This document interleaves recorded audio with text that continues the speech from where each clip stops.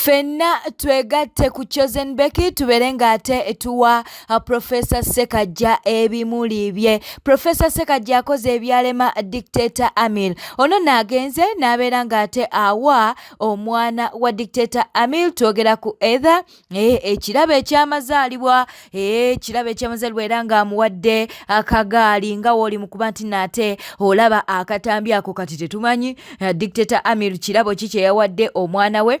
Twakomye kulaba munnange ng'ateeka ku TikTok ng'alaga nti amisinga omwana we naye ekirabo Dictator Amil kituuka.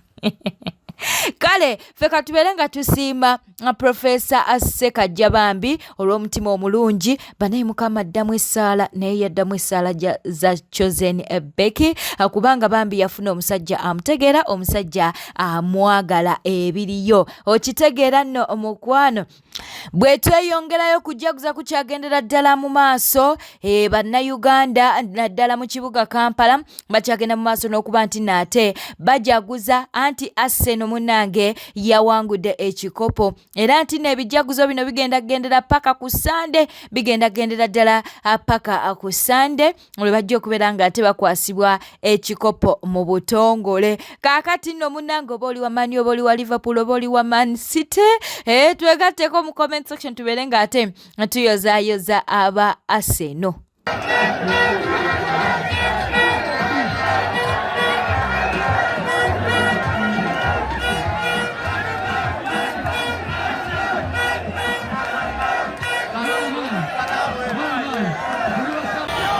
Kumene price wekitole kiri kumene price wekiri ozo wekirengera lwakuba wano wafunda bamulamu kimu wa mmotoka wagenda bawera kyekiri e Kampala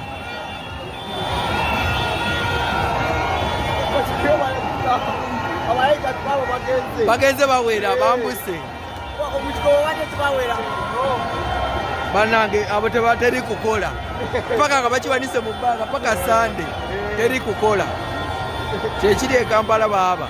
Bwe tweyongerayo Professor Ssekaggya nowuuno munnange mukambwemu kyekimunyiizizza avuddeyo munnange n'abeera ng'ate asekeredde Sheeki ono tamusuuza munnange gwe baasuddewo oba yabadde akaaba amaziga yakola omukolo ogwali ogw'ebbeeyi avuddeyo n'alyoka agamba nti munnange mbu Sheeki yavaayo n'alyoka agamba nti laavu y'abano Professor Ssekaggya kw'ossa ne Chosen Becky mbu tejja kubeera ng'ewangaala. Kakati awo Professor Ssekaggya kwe kusekawo n'alyoka agamba nti naye ow'ekitiibwa Allah atalya mandaazi mujja kiwulira nga Bobi Wine bwe yagamba bw'atyo munange Professor Ssekaggya waavuddeyo n'abeera ng'ate akudaalira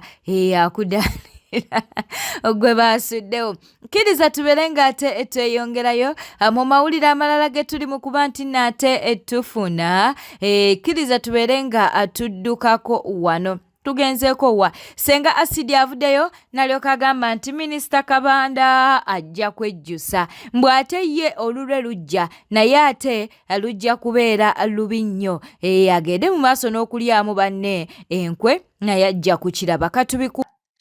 Kabanda is working for Achifo obwa Minisita bajja bumuwa but Kabanda unfortunately everyone knows now that you cannot be trusted. Nobody can ever trust Kabanda, not even his mother. Era Kabanda, I don't know, for whatever it was worth, it better be worth it because Kabanda agenda tukanga talina wanywa mazzi. It better be worth it. Azobera nga bamuwa sente. Naye nga omusajja it's his downfall. Kakati ye ayinza okubeera ku kabampaani asanyusa boss. But nobody can ever, not even his own mother. And his time is coming. And his karma is going to be so bad. Because what he did is like murder. Full figure wuno avuddeyo n'abeera ng'ate akolimira Nantaba. Lwaki akolimidde Nantaba? Nsonga nno za mugenzi Kalangwa. Ate era y'omu avuddeyo n'abeera nga atabukira munnange Justin Namere. Kinnuma nnyo abantu okuva ne muwanika amannyo ne muginiikirya n'ebikazi ebikulu bino ebyadiba banne wali kino ekikazi ekikulu kino kinnantaba mukazi gwe Mukama akusaasire atakuba ebbalayi njagala enseko ze museka zifuuka amaziga gabakulukute mukamu obutakala gabeere ku famire zammwe n'abaana bammwe mukolimirwe mubeere n'ebikolimo paka ensi weerikoma mukaabenga mulemenga kkaliza amaziga gababeerenga mukamwa mu linnya erya Yesu. Bannange bagamba nti omubi tabulwako kirungi n'omulungi tabulwako kamogo. Kye mugamba Kalangwa talina birungi byakoze mu Kayunga. Mukazi gwe kennyini 2011 Kalangwa yakuleeta mu politics we Kayunga. 2011 Kalangwa yennyini yayimirira naawe. Bwoba wali omwegwanyiza ng'oyagala kwendeka abasajja b'ennyinyala. Weeyita mulungi nnyo weeyita wa kitalo baawe yaani Kayunga wagikolera kibbanga lyewabeerako. Okumanya oli mu binnyo wajjanga ova mu NRM bw'ojjanga opposition bw'odda ate bw'ojjagala okujja ewa muzeeyi agamba alo n'obusamavu bakubisanga muzeeyi essimu n'omuteeka ku lawudi ebisiraani byo bw'agenda nabyo n'ebikolimo ne bikugoberera. Weesonyiwe Kalangwa bw'oba oyagala mukufumbira omuwute mu supu genda bakufumbira omulambo ogulyemu supu okakane naye mulekeraawo abantu abafiiriddwa abantu abo okubaddangako ne mudda ne museka ne muyulika. Muyina ebizibu muyina abafe wammwe abamu muyina emirambo mu mayumba gammwe muyina abafa abamu muyina bafunga bwe mutambula. Oyagala kungamba Kalangwa talina kintu kyakoze mu Kayunga. Bw'oba tulina byomwogerako ebirungi deni muleke. Deni muveeko. Yajuze Magombe. Jasika bakadde naawe ojja mugoberera. Gwe omulungi nnyo Kayunga wagikolera ki? Mwesiba ku kigambo taka. Kinnuma nnyo. Abantu okuva ne muwanika amannyo ne muginiikirya n'ebikazi ebikulu bino ebyadiba banne wali kino ekikazi ekikulu kino kinnantaba mukazi gwe Mukama akusaasire atakuba ebbalayi njagala enseko ze museka zifuuka amaziga gabakulukute mukamu obutakala gabeere ku famire zammwe n'abaana bammwe mukolimirwe mubeere n'ebikolimo paka ensi weerikoma mukaabenga mulemenga kkaliza amaziga gababeerenga mukamwa mu linnya erya Yesu. Bannange bagamba nti omubi tabulwako kirungi n'omulungi tabulwako kamogo. Kye mugamba Kalangwa talina birungi byakoze mu Kayunga. Mukazi gwe kennyini 2011 Kalangwa yakuleeta mu politics we Kayunga. 2011 Kalangwa yennyini yayimirira naawe. Bw'oba wali omwegwanyiza ng'oyagala kwendeka abasajja b'ennyinyala. Weeyita mulungi nnyo weeyita wa kitalo baawe yaani Kayunga wagikolera kibbanga lyewabeerako. Okumanya oli mu binnyo wajjanga ova mu NRM bw'ojjanga opposition bw'odda ate bw'ojjagala okujja ewa muzeeyi agamba alo n'obusamavu bakubisanga muzeeyi essimu n'omuteeka ku lawudi ebisiraani byo bw'agenda nabyo n'ebikolimo ne bikugoberera. Weesonyiwe Kalangwa bw'oba oyagala mukufumbira omuwute mu supu genda bakufumbira omulambo ogulyemu supu okakane naye mulekeraawo abantu abafiiriddwa abantu abo okubaddangako ne mudda ne museka ne muyulika. Muyina ebizibu muyina abafe wammwe abamu muyina emirambo mu mayumba gammwe muyina abafa abamu muyina bafunga bwe mutambula. Oyagala kungamba Kalangwa talina kintu kyakoze mu Kayunga. Bw'oba tulina byomwogerako ebirungi deni muleke. Deni muveeko. Yajuze Magombe. Jasika bakadde naawe ojja mugoberera. Gwe omulungi nnyo Kayunga wagikolera ki?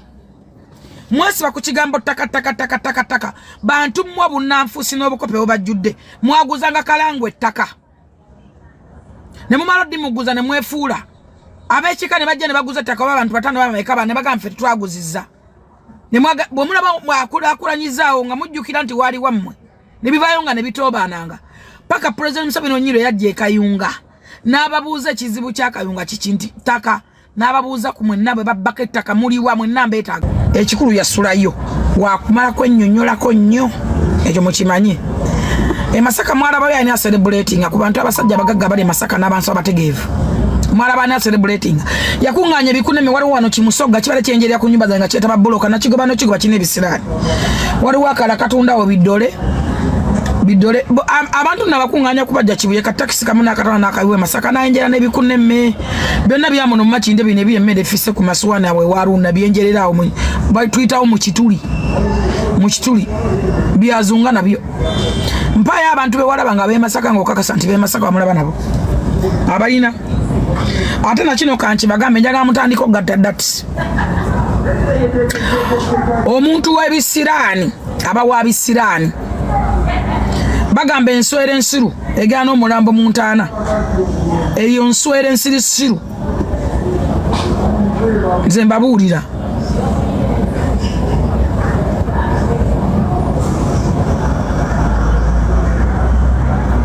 Anita Amongo tetulina buzibu ku byonna bamutwala wa ne kasita akasente k'omwana wa Nakimuliko musoka mukazi ebbali palamenti yasonda akasente k'omwana w'omugenzi era Anita yakulira musoka akasente omukase kiwalingi zisigadde mutwala ne kasita mu kiwalingi akasente k'omwana millions nyingi nga 3 mu secure that money to everybody who is concerned ez'omwana temuzitwaliramu tubagaliza mikisa mutwale temuyisa mu biryo bya amawulire go tukyalina mangi kkiriza tubeere ng'ate tweyongerayo mu malala ge tuli mu kuba nti nno otufuna tugenzeeko ewa Honorable Joel Ssenyonyi ye paka kati talina bigambo birungi eri Anita Among naye avuddeyo nalo kagamba nti Anita Among si ye yekka alina okuba nti naavunaanibwa bangi balya enguzi nabyo katubikuwe.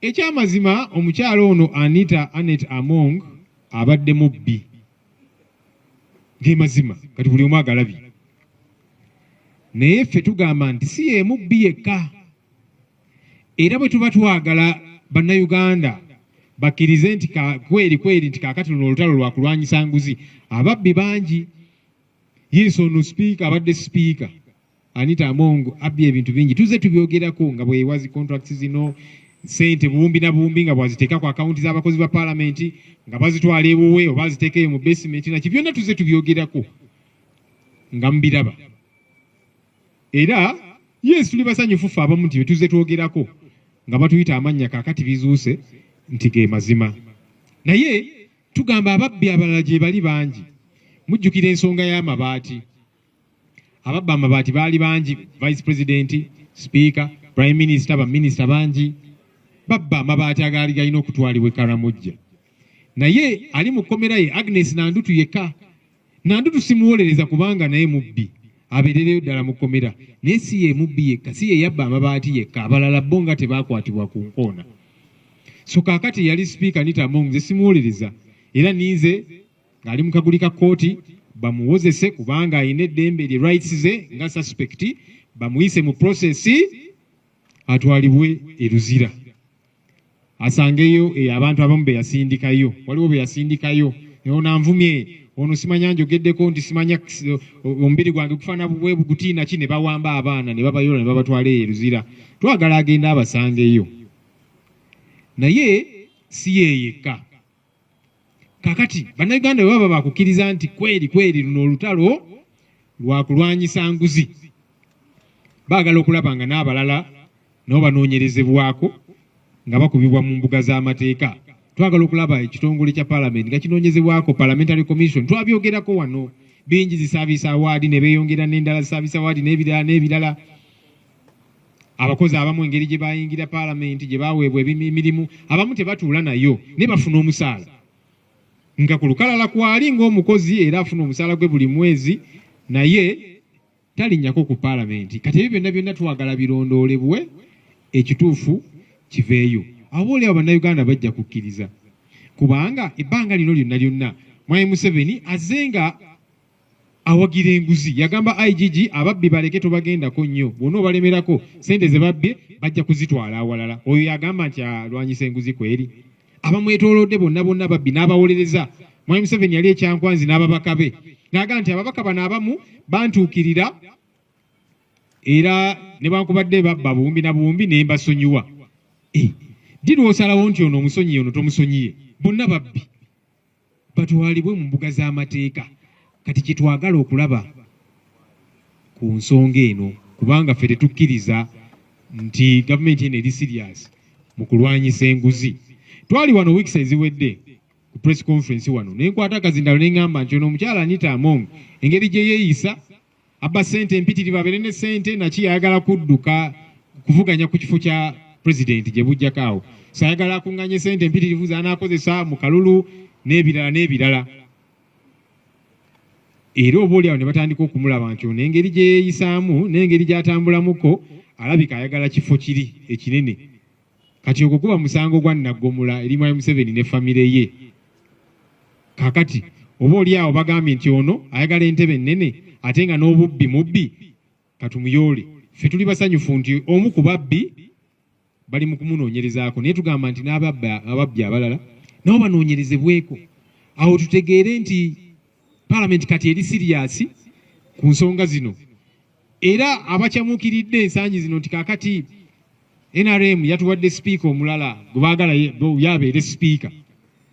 Omuntu yenna ateekebwawo ng'akimanyi nti Mwai Museveni ne famire be bantaddewo amateeka newankubadde abaagamanyi aba agenda tambulira ku ntole zaabwe ate ng'ekyo kikyamu abalina otambulira ku mateeka.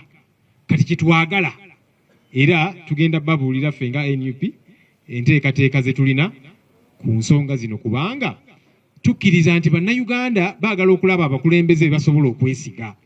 Bannayuganda baagala okulaba sipiika nga sipiika atambulira ku mateeka, sipiika nga tafuuse nampulira zibe, nga sipiika yagamba ababaka gwe shut up sit down tolina byogera ebirimu amagezi. Bannayuganda baagala okulaba sipiika ng'ali ku nsonga za bannayuganda. Bannayuganda baagala okulaba sipiika ng'awa bannansi ekitiibwa. Bannayuganda baagala okulaba sipiika n'omumyuka we ng'ensonga eziriwa bannayuganda zasosowaza so si kuleeta mateeka lino tulireese litagetinga ono ayogera nnyo tumuleeteko etteeka. Bano aba NUP batusumbuwa nnyo tubateekeko etteeka.